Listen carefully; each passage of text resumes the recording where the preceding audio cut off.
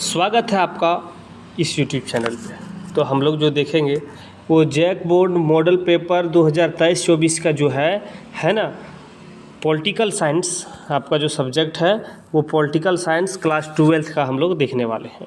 तो चलिए बिना समय गंवाए वीडियो को स्टार्ट करते हैं। वीडियो को स्टार्ट करने से पहले अगर आप चैनल के ऊपर आप नए हैं तो चैनल को सबसे पहले सब्सक्राइब कीजिए, साथ में बेल आइकन को दबा कर रखिए। और हाँ, बता दें साथियों कि आप इस चैनल के ऊपर क्लास 12th आर्ट्स का जितना भी सब्जेक्ट है सभी का यहाँ पे वीडियो मॉडल पेपर का वीडियो आपको मिल जाएगा। आप जाइए प्लेलिस्ट जाके चेक कीजिए, वहाँ पे जाने के बाद आप देख सकते हैं कि आपको जो सब्जेक्ट चाहिए वो आपको मिल जाएगा। ठीक है, तो चलिए बिना समय गंवाए हम लोग चलते हैं फर्स्ट क्वेश्चन के ऊपर। अति लघु उत्तरीय प्रश्न है और इसमें 6 प्रश्न जो है कंपलसरी रहेगा, देने के लिए जवाब देना पड़ेगा। और 2 नंबर वाला ये है। पहला क्वेश्चन है, कहता है कि शीत युद्ध से आप क्या समझते हैं। तो शीत युद्ध से आप क्या समझते हैं, तो देखिए शीत युद्ध किसको कहता है। तो शीत युद्ध जो है संयुक्त राज्य अमेरिका तथा सोवियत संघ के बीच वह तनावपूर्ण अंतर्राष्ट्रीय राजनीतिक स्थिति जो द्वितीय विश्व युद्ध के बाद 1945 से 1990 ईस्वी तक जारी रही, इसी को शीत युद्ध कहा गया। ठीक है, इस प्रकार से आप शीत युद्ध का आंसर आप लिख दीजिएगा। नेक्स्ट क्वेश्चन जैसे कि दिया हुआ है यहाँ पे 32 नंबर क्वेश्चन कि भारत के प्रथम मुख्य चुनाव आयुक्त कौन थे। तो भारत के प्रथम जो मुख्य चुनाव आयुक्त जो थे वो सुकुमार सेन, ठीक है, जो 21 मार्च 1950 से 19 दिसंबर 1958 तक इस पद पर रहे। ठीक है, इस प्रकार से आप लिख दीजिएगा कि भारत के प्रथम मुख्य चुनाव आयुक्त कौन थे, तो सुकुमार सेन। ठीक है, सुकुमार सेन। ठीक है, इस प्रकार से आंसर लिख लीजिएगा।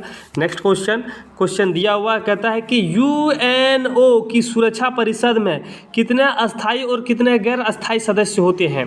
तो यूएनओ की सुरक्षा परिषद में 5 अस्थायी सदस्य हैं। कितना है, 5 अस्थायी सदस्य है जो अमेरिका, ब्रिटेन, फ्रांस, रूस और चीन है। मूल रूप से सुरक्षा परिषद में 11 सदस्य थे, जिसे वर्ष 1965 में बढ़ाकर 15 कर दिया गया। मतलब कहता है कि देखिए यहाँ समझ में आ गया ना, कहता है कि कितना अस्थायी और कितना अस्थायी है, मतलब गैर अस्थायी है।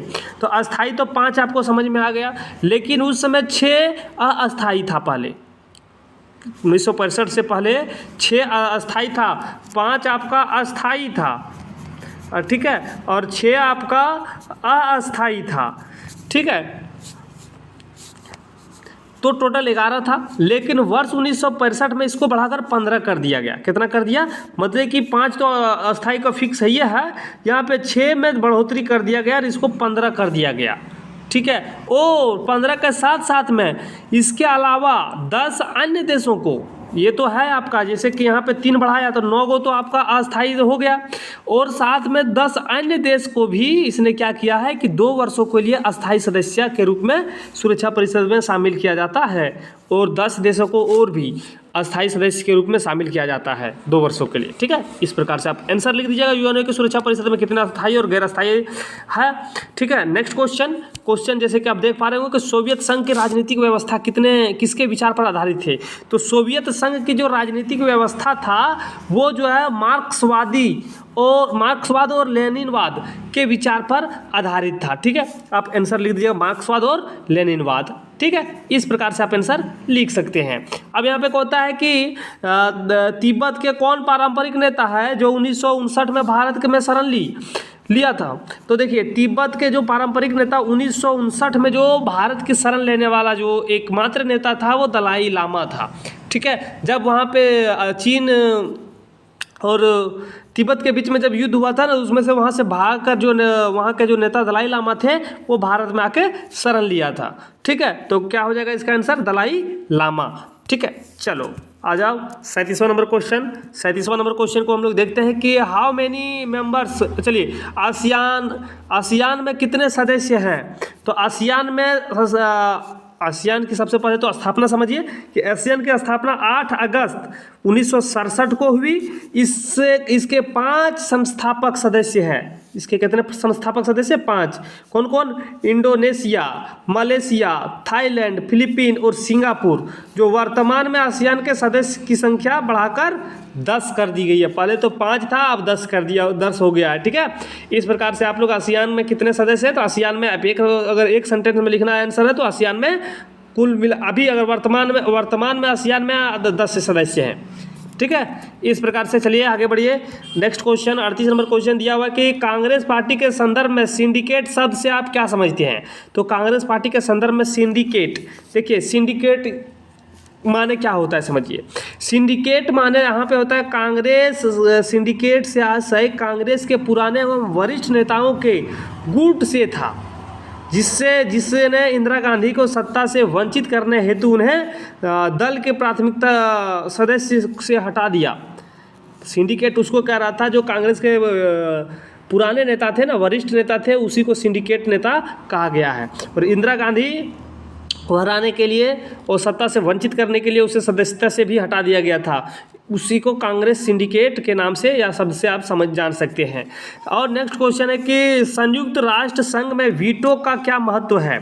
तो संयुक्त राष्ट्र संघ में वीटो का क्या महत्व है। तो संयुक्त राष्ट्र संघ की स्थापना शांति बनाए रखने के लिए किया गया था। संयुक्त राष्ट्र संघ में वीटो का मायने है कि वीटो पावर अस्थायी सदस्य संयुक्त राष्ट्र सुरक्षा परिषद में किसी भी प्रस्ताव को नामंजूर करने का अधिकार देता है। कहता है कि देखिए संयुक्त राष्ट्र संघ का वीटो का मायने ये हुआ कि अगर वो जो सदस्य के पास अस्थायी सदस्य है, अगर वो कुछ संयुक्त राष्ट्र संघ में कुछ कानून ला रहा है या कुछ पारित हो रहा है, उसको चाहे तो वो नकार सकता है, हटा सकता है। उसके पास अधिकार इतना होता है कि नहीं हम ये पास नहीं होने देंगे। ठीक है, इस प्रकार से आप इसका आंसर लिख लीजिएगा। नेक्स्ट क्वेश्चन आइए, मंडल आयोग पर एक संक्षिप्त टिप्पणी लिखें। तो मंडल आयोग पर एक संक्षिप्त टिप्पणी लिखें कि मंडल मुद्दा 1978 में जनता पार्टी सरकार ने दूसरे पिछड़ा आयोग का गठन किया। इसके अध्यक्ष बिंदेश्वरी प्रसाद मंडल थे, इसीलिए इसे मंडल आयोग के नाम से जाना जाता है।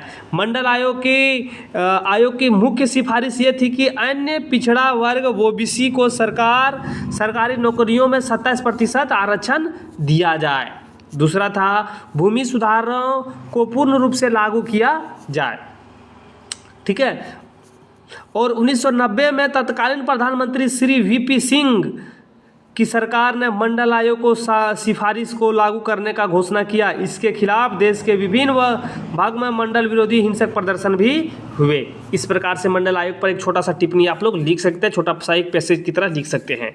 ठीक है, अगर वीडियो आप लोग को अच्छा लग रहा है, अगर आप लोगों के लिए मददगार हो रहा है तो वीडियो को लाइक कीजिए, दोस्तों के पास शेयर कर दीजिए, अपने स्कूल के ग्रुप में भी इसे फॉरवर्ड कर सकते हैं। नेक्स्ट क्वेश्चन देखिए यहाँ पे, सोवियत संघ के विघटन के किसी एक कारण की चर्चा करें। तो सोवियत संघ का विघटन क्यों हुआ और इसका एक कारण है। तो देखिए सोवियत संघ का पतन निम्नलिखित कारणों से हुआ था। पहला जो है स्टालिनवादी संगठन की विफलता। स्टालिनवादी जो है वो उसका जो विफलता है, देखिए लेनिन नवंबर 1917 में रूस में समाजवादी राज्य स्थापित किया, किंतु जनवरी 1924 में इसकी मृत्यु के बाद स्टालिन ने उसे अत्यंत सबल बना दिया। 1953 में स्टालिन की मृत्यु के बाद खुश्चेव ने सोवियत संघ की सत्ता हथिया ली और स्टालिनीकरण की नीति अपनाई। स्टालिन के अनुचित कार्यों की खुलकर निंदा की गई तथा उसके विश्वास पत्र अनुयायियों को पद से हटा दिया गया। पहला कारण ये था कि सोवियत संघ के विघटन के एक कारण तो ये है क्योंकि स्टालिनवादी संगठन की विफलता हो गया। जो वहाँ के स्टालिनवादी संगठन था वो सही से कार्य नहीं कर पाया, और जब खुश्चेव ने सोवियत संघ की सत्ता ली तो स्टालिन की जितने भी के मानने वाले लोग थे उनको हटा दिया गया, पद से बर्खास्त कर दिया गया था। ठीक है, इस प्रकार से आप इसका आंसर आप लोग लिख सकते हैं। ठीक, चलिए नेक्स्ट क्वेश्चन को देखते हैं। नेक्स्ट क्वेश्चन देखिए, दूसरा भी पॉइंट भी दिया हुआ है कि आर्थिक असंतोष। देखिए ये 3 नंबर में पूछेगा तो इस तरह एक ही पूछेगा, लेकिन अगर 5 नंबर में पूछ दे तो आर्थिक असंतोष था वगैरह वगैरह और भी आपको लिखना पड़ सकता है। ठीक है, चलिए नेक्स्ट क्वेश्चन देखिए, यहाँ पे दिया हुआ है कि स्वतंत्रता के बाद भारत के समक्ष उत्पन्न हुई चुनौतियों पर चर्चा कीजिए। जब भारत में स्वतंत्रता प्राप्त हो गया तो यहाँ पे भारत के पास क्या क्या चुनौतियाँ आई उसके बारे में लिखने के लिए कहता है। तो चलिए इसका आंसर हम लोग इस प्रकार से लिख सकते हैं कि राष्ट्र निर्माण किसी नए राष्ट्र में एकीकरण राजनीति की स्थिरता तथा विकास की सुनियोजित प्रक्रिया है। यह प्रक्रिया राष्ट्रीय जीवन के लिए सार्थक कतिपय मूल्य विश्वासों तथा आदर्शों पर आधारित होता है। राष्ट्र निर्माण वैसे भी एक जटिल प्रक्रिया है, लेकिन 1947 में आज़ादी के समय सांप्रदायिक आधार पर देश के विभिन्न कारणों से जटिलता अधिक बढ़ गई। आज़ादी के समय भारत में राष्ट्र निर्माण की 3 प्रमुख चुनौतियां थी। वो पहला ये है कि राष्ट्रीय एकीकरण की चुनौतियां, ठीक है, राष्ट्रीय एकीकरण की पहली चुनौतियां थी कि राष्ट्र को एककरण किया जाए, एक के नीचे लाया जाए। इसके अंतर्गत राष्ट्रीय विभाजन के बाद देश के विभिन्न क्षेत्र विशेषकर विभिन्न देशी रियासतों को भारतीय राष्ट्र के अंतर्गत एकत्रित करना था। ऐसा करना भारत की क्षेत्रीय अखंडता के लिए अत्यंत आवश्यकता था। मुख्य चुनौती थी कि भारत के सांस्कृतिक, भाषीय तथा धार्मिक विविधताओं के बावजूद राष्ट्र अखंड को कैसे संरक्षित रखे, ये पहला पॉइंट था, ठीक है। दूसरा है यहाँ पे दिया हुआ है लोकतंत्र को मजबूत करने की चुनौती, और लोकतंत्र जो था उसको मजबूत करने की चुनौती थी। भारत में ब्रिटेन की तर्ज पर संसदीय लोकतंत्र की व्यवस्था की गई थी। नए संविधान में नागरिकों के मौलिक अधिकारों व स्वतंत्रताओं के साथ साथ प्रत्येक वयस्क नागरिकों के लिए सार्वभौमिक मताधिकार की व्यवस्था पहली बार की गई थी, ठीक है। इस प्रकार से लोकतंत्र मजबूत करने की चुनौतियां था। तीसरा जो पॉइंट होगा वो आप लिख सकते हैं, तीसरा पॉइंट कि समता व न्याय पर आधारित तीव्र विकास की चुनौतियां। समता व न्याय पर आधारित तीव्र विकास की चुनौतियां ये थी कि भारत में राष्ट्र निर्माण की तीसरी चुनौती विकास की ऐसी प्रक्रिया को सुनिश्चित करना था कि उसका लाभ केवल कुछ उचित व उच्च वर्गों तथा सीमित ना होकर समाज के सभी वर्गों को प्राप्त हो सके, ठीक है। इस तरह से संविधान में कमजोर वर्गों तथा अल्पसंख्यकों के विशिष्ट उसके हित के लिए, रक्षा के लिए साथ साथ नीति, निर्देश, सिद्धांत इत्यादि कल्याणकारी राज्यों की व्यवस्था भी की गई थी, ठीक है। ये 3 चुनौतियां था। पहले समता का न्याय, ठीक है, पहला समता का न्याय, दूसरा लोकतंत्र को मजबूत करना, और तीसरा राष्ट्रीय एकीकरण की चुनौतियां। ये सबसे बड़ी चुनौतियां मानी जाती है आज़ादी के बाद की चुनौतियां, ठीक है। इस प्रकार से आप आंसर लिख सकते हैं, ठीक है। और भी साथियों जो भी प्रश्न बच गया हम लोग नए वीडियो में देखेंगे, ठीक है। वीडियो क्योंकि लंबा होता जा रहा है और इसीलिए जो भी क्वेश्चन बचा हुआ है उस क्वेश्चन को हम लोग अगले वीडियो में चर्चा करेंगे। तब तक आपसे अलविदा लेते हैं, फिर मिलेंगे नई वीडियो लेकर। तब तक आपसे